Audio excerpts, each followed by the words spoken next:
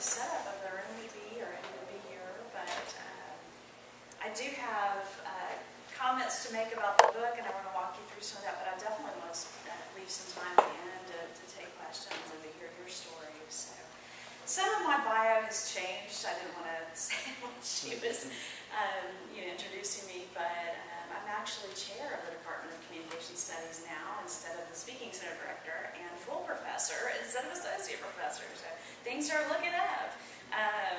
But it's an honor to be here. I never pictured our academic book necessarily appearing at an authors festival, book festival like this. But that was one of the things that we set out to do. We really wanted to write a book that pushed ideas in our discipline, but that also spoke to a wider audience. And so I hope that you will consider picking it up, and we're thrilled to see people reading through our ideas and reacting to it. So I am Wendy Atkins-Sayre. I'm on faculty at University of Southern Mississippi. It also becomes important to say, because of the book topic, that I'm from Texas. I think you have to identify with a particular area. I also lived in Ohio briefly, so that's when I really discovered I was Southern. And then I moved to Georgia and lived there for 6 years and discovered that I wasn't quite Southern, not exactly the same kind of Southern. And now I've lived in Mississippi for 10 years. So I'm now, talk about questioning Southern identity and trying to figure out where you live. Where in Texas are you from? I'm from Corpus Christi area, so even different, yeah. Son's there. Okay, Professor there. yeah. So I still very much identify as a Texan, as most Texans You do. can't get away from it. I want to acknowledge my co-author, Ashley Stokes, who unfortunately couldn't be here today. She's also been busy going around the country and talking about our book, which is exciting. But this really was a joint effort. We've been good friends since graduate school at the University of Georgia, and I'm happy to talk about how we eventually got to the book idea, but we were very excited to be able to work together, travel together, research together, etc. And we are very happy to have the final product here with Consuming Identity, which you will have a chance to see in the book tent, and I'd be happy to sign. So, I come from communication studies. That's our discipline. And one of the first things people ask, why in the world did you write a book about Southern food then? It's not a definitive guide to Southern food. It's not a cookbook. It's not all of those. It's really about the symbolism of food, and that's how we got to that point. Because as Southerners, we decided we wanted to look at Southern identity and how it's developed. We wanted to look at it from a communication perspective, and we study more specifically in communication rhetoric. So the use of words and symbols to influence others and to affect how you see yourself and others. We knew that Southern food was a large part of that story for the region. And so we set out to write one paper, and then another paper idea came along, and then another. And before we knew it, we thought, we have to write a book. We could probably write 12 more, because there's so much to be said about Southern food. But that's why we did it. And we wanted to also push the boundaries of communication, discipline, and rhetoric to really get more people to think about the role of food in speaking to other people. Luckily, we didn't have to push that hard because it's a very popular subject at this point. And so foodways has become something that all different disciplines are looking at. So what I want to talk about today is one of the central arguments of the book. It comes very early in the book, and it's the idea that Southern food can communicate the Southern identity, can motivate communication too. And I'll talk about the difference. The book could have been called The Role of Food in Defining the South. But ultimately what we want to get to is also redefining. So it's both defining and redefining. So let's go here. The scene at Athens, Georgia's Weaver D's restaurant is just what we expected. I mentioned that we were both at the University of Georgia, but somehow we had never made it to Weaver D's before our research trip. This restaurant was made famous by Athens-based rock band REM after after they named their album Automatic for the People, after the owner's catchphrase. Did you know that? Any REM fans in here? Did you know that's where it came from? There you go. So the cinder block building not far from the University of Georgia campus is painted lime green and topped by a plain white sign announcing that this is Weaver D's Delicious Fine Foods, Automatic for the People.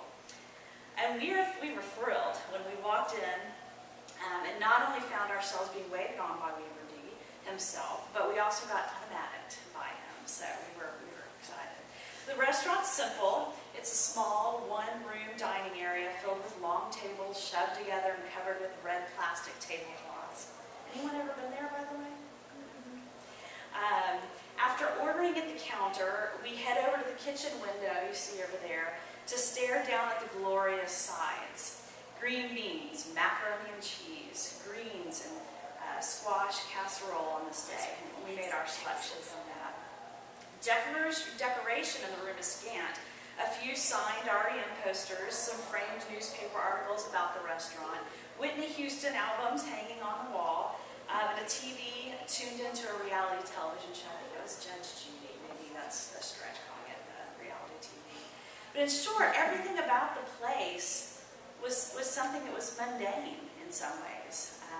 And yet walking through those doors, eating the outstanding food, and observing the other customers as they came in, ordered, and partook of the Southern food masterpiece was a bit magical for us. It was an enactment of all that we had been arguing Southern food could do. So our research was really unfolding before our eyes here. The food was good, no doubt, but there are better places to get Southern food. Although we ranked Weaver D's pretty high, so I suggest going. We could have found better service elsewhere. Certainly finer dining rooms and other locations. So what really made this restaurant different? Why was it so magical for us? It was really the people. In a town not unlike many southern cities that still faces segregation in its neighborhoods, schools, and churches, the clientele was diverse. We sat next to a middle-aged black couple who prayed together before turning to their styrofoam plates piled high with fried chicken and sides. Sharing the same table, we had a brief conversation about which hot sauce might make the best addition to the greens. While eating, we watched as a young black man, possibly a student, was welcomed by Weaver D and given his usual play. We enjoyed listening to the interaction there. And after that, a white family entered the restaurant. The parents, seeming a bit out of place, maybe this was their son at college, tentatively ordered and sat down at the next table over to catch up with each other. Next came an older man, still wearing his work overalls, who ordered his lunch. All this wide range of people coming together, and what brought them together was the food. And this was not unlike the scene that we saw playing out in Atlanta's Sweet Auburn Curbside Market, Birmingham's Dreamland Barbecue, Memphis's Gus's Chicken, and New Orleans' Dookie Chase. And there's food brings people together. It's a significant part of Southern culture. But not only does it bring people together physically, it also defines Southern culture in a way. It communicates that Southern culture. And so what makes it so unique is really what we say are a combination of all the elements. In addition to tapping into the memories and the narratives, and here you could probably share your own food stories, the food experience also spoke to us through the sight, the sound, the smell, the touch, and finally the taste. So the rhetoric of food, that is consuming rhetoric, has the ability to create a strong reaction within the individual. So bear with me as I read one quote from Ott and Keeling. They argue that rhetoric itself, not merely what it does, has concrete, observable, physical facets. And normally when we talk about rhetoric, we're talking about things like speeches and pieces that are intended to really actively persuade people. So think about the food as rhetoric. But they argue that rhetoric directly engages our senses. We can see images. Images can be persuasive. We can hear speech and music. We can touch through memorials and museums. And when the way rhetoric looks or sounds or feels to one person is similar to the way it looks or sounds or feels to others, it creates substantiality, substance. creates shared substance in some cases.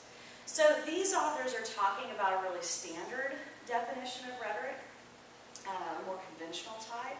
But when we add things like smell and taste along with the concept of memory through the narrative, it means that we can have this strong feeling of shared substance. So consuming food creates a shared experience. It has the potential to help shape the identity of the individual.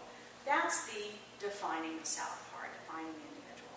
So I'm going to walk you through some examples, and what I invite you to do as I talk about these examples is for you to think about your own experiences with these, and then we'll have some time to talk about that.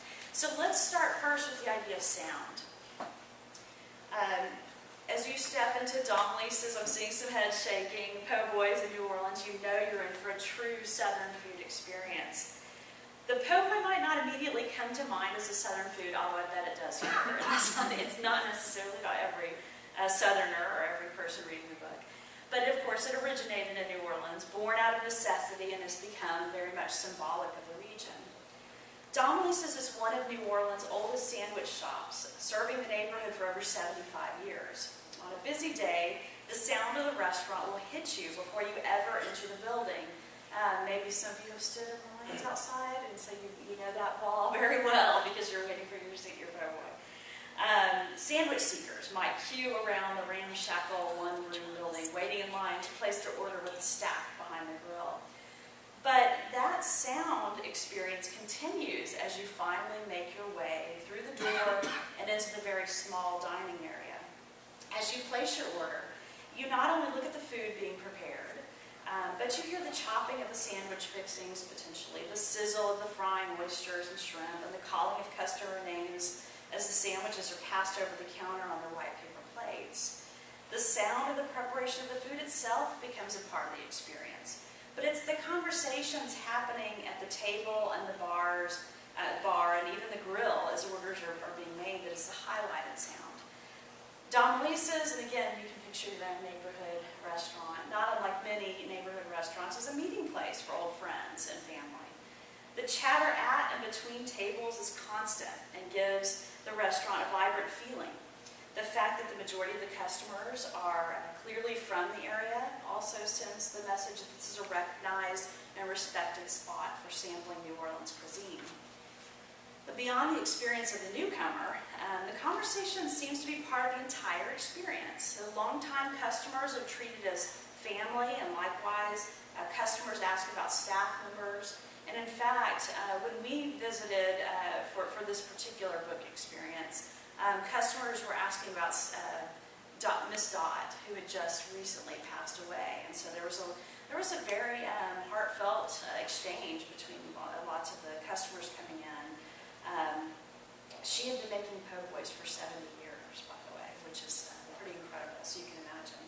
As we sat at the bar enjoying our lunch, concerned customers slowly came by to talk to the longtime bartender, Ray. You can see him standing over there, to express their condolences and to find out about the future. They were really concerned about the future of the neighborhood landmark.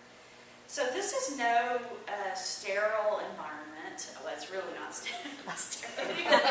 Delicious. But it's not just a place to eat. It's really a place to come together and to enjoy food made by loving hands. So the food is more than just the touch and the taste. It's also the sounds of the preparation and the conversations surrounding the meal. So just as apparent at the beginning of the food experience is the smell that accompanies. So let's move on to that. And here maybe you can start to imagine the barbecue, that kind of experience right now. So on a trip to Memphis, and here I'm going to switch to Ashley's experience. Ashley stepped off the plane and onto the jetway. Immediately, a very strong barbecue smell was pervasive throughout the concourse. The actual food court selling barbecue, it was an outpost of the well-known interstate barbecue, was located at the very end of the concourse, but passengers could smell it all the way down at the other end. Several passengers from the flight stopped once reaching the tiny counter to indulge. Perhaps they were visiting, sampling a taste of one of the cuisines associated with the city, or maybe they wanted a taste of home as soon as they returned. And Memphis wasn't alone in proffering the strong smell of barbecue to airline passengers. Passing through the Charlotte and Birmingham airports, there was was the same whiff of barbecue from food court restaurants. So in the way that the smell of other cuisines are associated with a particular region, so think the hot dog cart in Chicago, the smell of tomato sauce in Boston's North End, or the smell of Chinese food in San Francisco's Chinatown, the smell of barbecue helps define the South. The scent acts as a rhetorical marker of the region in some ways. So smell adds another layer of meaning to experiencing food. As the smell of the cooking food or the food being delivered to the table dissipates into the air, all of those individuals in the surrounding area receive the message of the arrival of the food. And of course we could talk about other smells associated with the South and how the food is certainly not the only thing that we would associate there, but it's yet another layer of communication and memory. But then there's also touch. And so here we walk into Gus's world-famous fried chicken in Memphis. Diners are first struck by the restaurant's casualness. Again, you can picture any old place for this. This particular location is in downtown Memphis, and diners enter a brick structure containing pressed tin ceilings, red and white oilcloth covered tables, and an open, steamy kitchen with men working furiously at a deep fryer. I think it really was all men. This minimalist ambiance is of no concern to the diners. Gus's chicken, right here. Has anyone ever been to Gus's? Yeah, okay, so we have some fans there. It has the deep golden, slightly shimmery exterior, crust flecked with pepper. It's a look that fried chicken should have.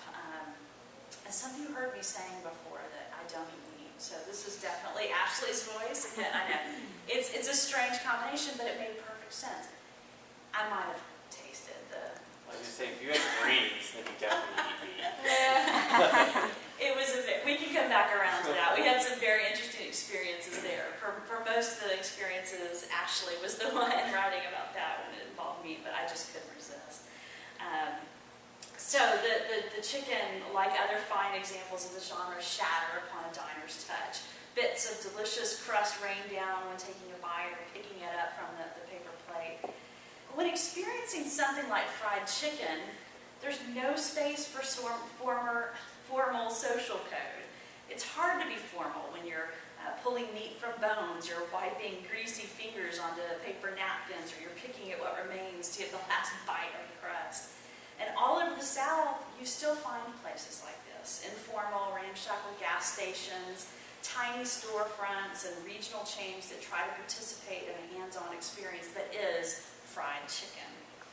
So by touching the food, and we're not even yet talking about cooking, if you're gathering the ingredients, you're preparing the food and bringing it to our mouths, the feel of the food acts as a material aspect of the experience and a physical reminder of the preparation.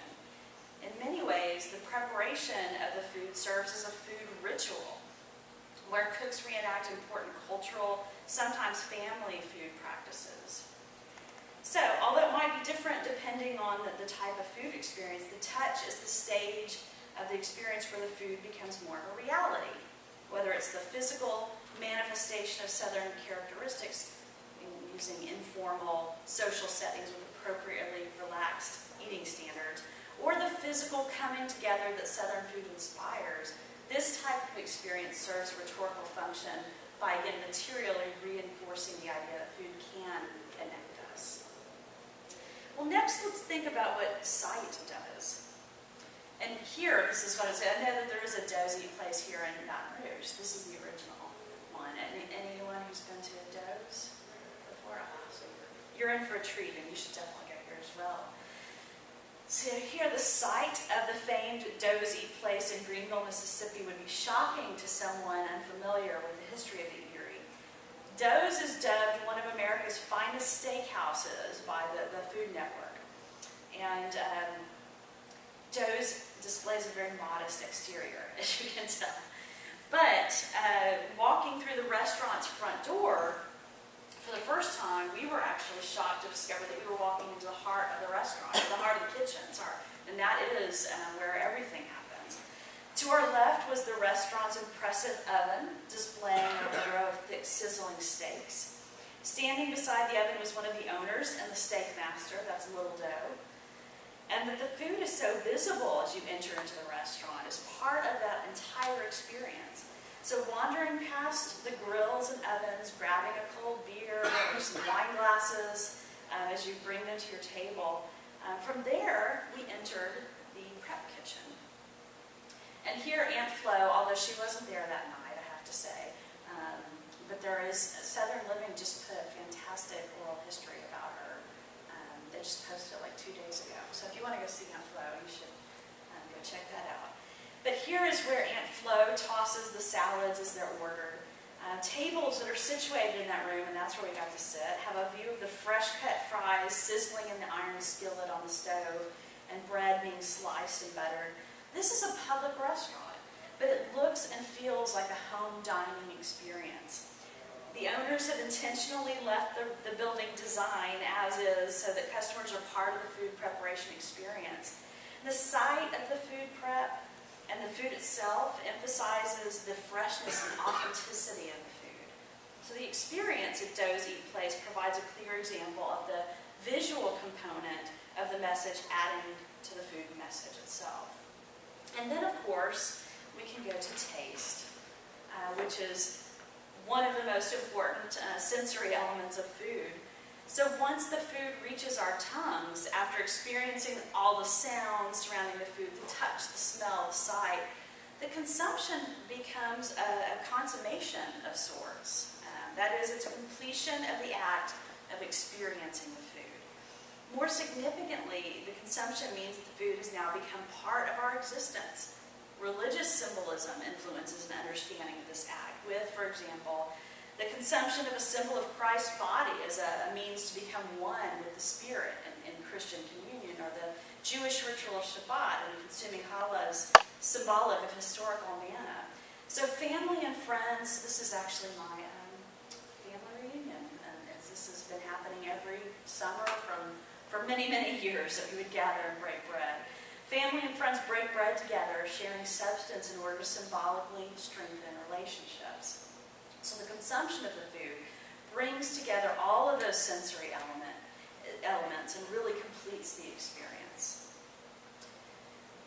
So when we come back around to it, Southern restaurants such as Weaver D's, Gus's, or Don Lisa's, family reunions, family tables, friends, they all bring people of varied backgrounds, race, ethnicity, and class together. This is their redefining. We may not have the same experience at our own family tables, but certainly at restaurants, and that's what we were struck with. This is where we can celebrate Southern food and Southern culture. And of course, again, in the South, some churches, neighborhoods, and schools may still be divided by color and class. But learning that you have recipes in common with other customers at the peach stand, we had that experience. Asking for advice on the best way to cook greens while standing in the produce aisle in the grocery store, or gathering at the same restaurant to experience outstanding Southern cooking may help reduce this cultural distance that we can often experience. Southern food gives us a common language and symbols that we can all experience together to bring us to feel as if we're closer. So as a result, here's the potential healing power of food, of Southern food especially. If Southern food and Southern foodways locate the positive in a cuisine created from poverty, once used to divide races, and still frequently lampooned or misunderstood, then performing the collective identity created by Southern food rhetoric potentially serves to open up dialogue between divided groups. And that's the potential to help redefine the South. So the rest of the book looks more specifically at how Southern food acts through hospitality, defining regions through distinct recipes and foods, creating a sense of place, nostalgia, and ritual. But all of the chapters build into this larger argument that we talk about, how it can define a people and a region. Now, it certainly takes more than a bite of a boiled peanut, a taste of a Southern grown tomato, or a peck of a a Southern peach to make someone Southern. But the sights, smells, touches, sounds, tastes, and memories that accompany that food create a very compelling message. Food tells a story. It speaks to us all. And we argue it really shapes who we are. So I'm happy to stop there and get your ideas about, answer questions, but also I'd just love to hear your stories about Southern food, how it shaped who you are, or not, because I don't know if I'm speaking to all Southerners. Yeah. I've been to the Nashville airport on that same concourse, and as soon as you walk in there, you can smell that barbecue. That's for sure. And you know that's intentional. I mean, there's plenty of market research that talks about, like hotels pump in particular scents. I mean, barbecue right there. Even as a non-meat eater, I can't resist the smell of barbecue. So, yeah. Do you explore? Okay, so I'm not a Southerner, but I've been here 7 years, so I should claim that. But I really like culture. I've lived all over the country, and I like culture. So food to me is what defines this time I've lived down here. But the end tells me probably not, but I want to ask the question anyway, but as you've explained what your point of the book is, do you explore how the food is different as a direct result of the history of the South? So specifically slavery. So talking about why do we put meat in greens? Why do we eat pig ears? The food defines the history of the South, and it's how it's embraced and how it's told throughout. And that's always what's been so interesting to me, is that I was in education for a while, and I would see kids not understand why they ate certain things, and it tells the story of their history, of where they come from and their heritage. And so it's polarizing, but it's a defining point of what food is in the culture of the South. Yes, yeah. So that was a question that we struggled with early on, because people would say, well, how can you say it brings people together and we can have a celebration of a joint history, because it's not the same. And that is the difference between, I think, different disciplinary takes on it. This is not a historical approach to Southern food. So yeah, we tell some of the historical stories, but we're really more interested in what it symbolizes right now, to particular audiences. So, yes, I mean, there are certainly differences, and that's where you get the divisions in terms of Southern food between class and race and regions. And there are some difficult stories there, and we felt that there are a lot of books and oral histories that tell that story very well. Southern Foodways Alliance, for example, if you're really interested in this, has an incredible collection of oral histories on this very subject. But we more so talk about, even when there are differences, let's say, like the cornbread issue, with the skillet right there. That divides a lot of people, because it's the sugar, no sugar question. I think most Southerners are going to say no sugar, right? Okay, but we can have a debate about it, because, I don't know, if we have a Southerner who would say sugar. Just a teeny bit or very sugared? Teeny. Okay, yeah, just to cut the bitter. Yeah. But we can talk about our differences, or barbecue is a better example. Actually, the barbecue chapter that Ashley wrote, Yes. she lives in North Carolina. Broad range, from Texas to the East Coast. Yeah. That even by talking about the differences, and of course Texas barbecue is completely different from what you're going to find elsewhere. When we debate those issues, we're talking about a safe topic. Now, if we really dig down into the history of some of the, where the recipes come from for a lot of these dishes, and who were they intended for, originally, those kinds of things, yes, that could divide us. But actually, I think it's probably again a safe way to approach some of the difficult history, to talk about it, and then do something like decide on the best recipe now and enjoy it together. We try not to be overly hopeful. We understand that we have much bigger issues than a macaroni and cheese going to solve, but it does some work, some positive work. So yeah, that's a really good question. Since this is concentrating on Southern food, did you all compare for instance, some of the restaurants you showed, you know, I could find places similar to that up north.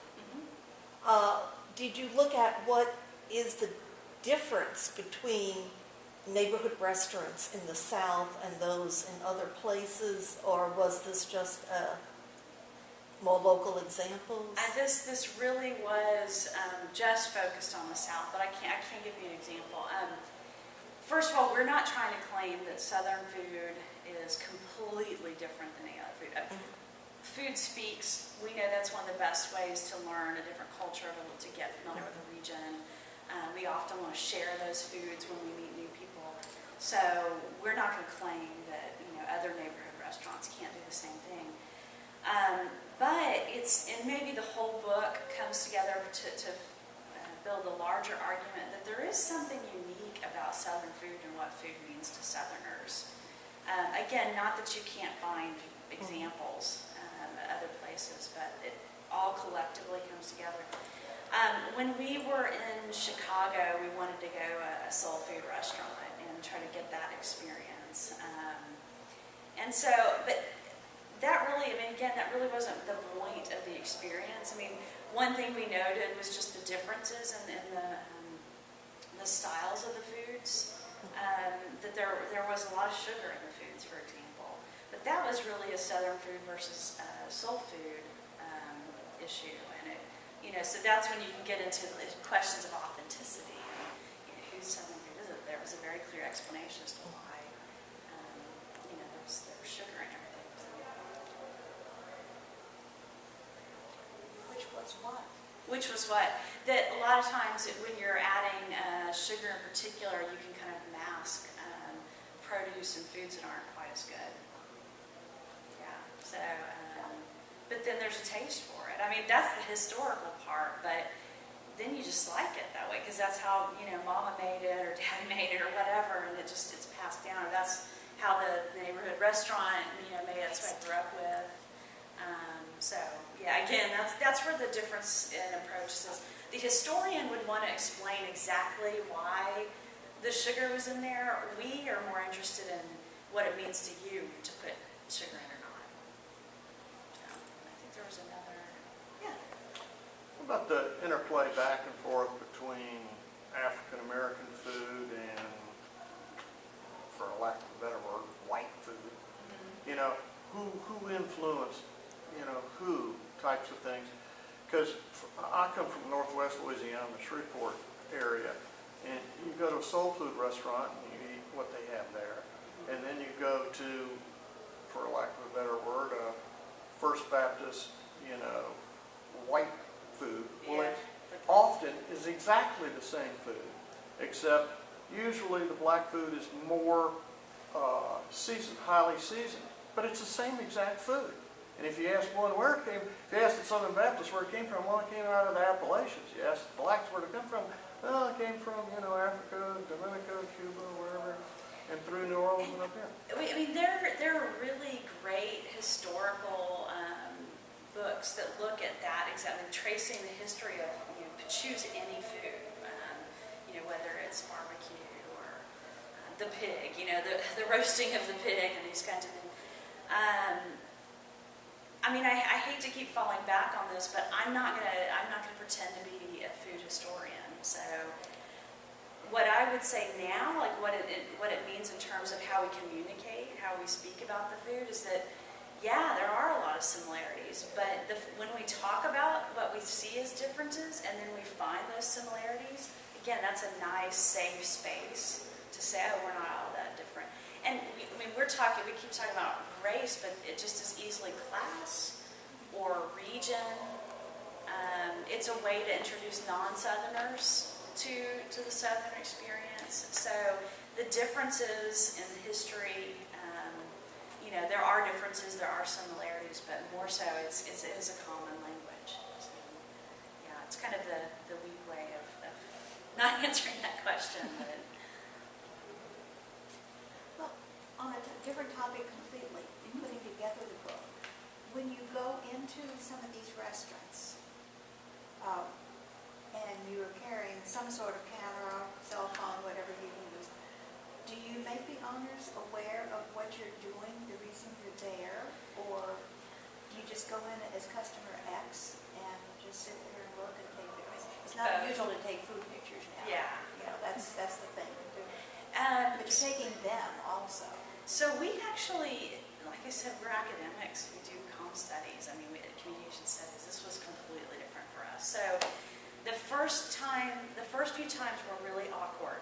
This is not the kind of research that we normally do. So we, took a few photos, and then we found we were always distracted. The food was amazing. We were going to, these great restaurants, and we'd forget to take notes. And but this was over really a 3-year period. So we had 2 or separate 1-week intense trips where we traveled around. And I showed you these particular restaurants, but we'd stop anywhere we found along the way. So if we found an interesting place along the road, we'd stop and, take a bite of whatever we could. Sometimes we gave them a heads up, like with doughs. I just called and I asked to speak to a manager just to give them a warning that we were coming. And they gave us the full experience. So that's what I was wondering. So Charles Signa actually met us, and we never even had a menu in our hands. He was like, "Let me just. Do you like tamales?" Again, this was where I ate whatever. Like, I'm not going to insult this man. This is his family's history right here. He brought us everything in the restaurant. Ashley, who was 8 months pregnant at this point, he walked away for just a minute and she said, "I'll eat it all. Just push it over to my side. I'll eat all the meat." I was like, "It's okay." So it was a combination of all. There are some, in the book, there are some interviews with bartenders. Sometimes we would film bartenders making particular drinks. Other times we were just observing. And sometimes we solicited, friends and families' stories. We also borrowed from some oral histories that the Southern Foodways Alliance created. So it's a combination of all, but really fun research. So highly recommend it. Thank you so much for coming. I really appreciate it.